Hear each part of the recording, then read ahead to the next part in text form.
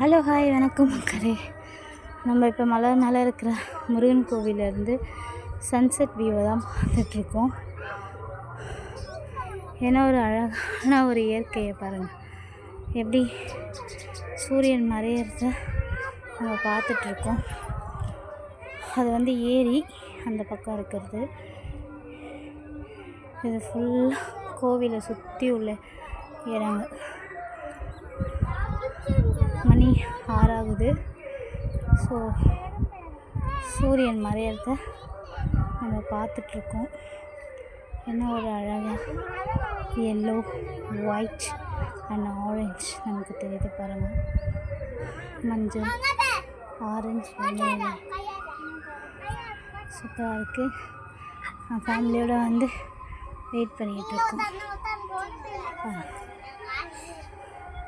நல்லா இருக்கு. நீங்களும் பார்த்து ரசிங்க.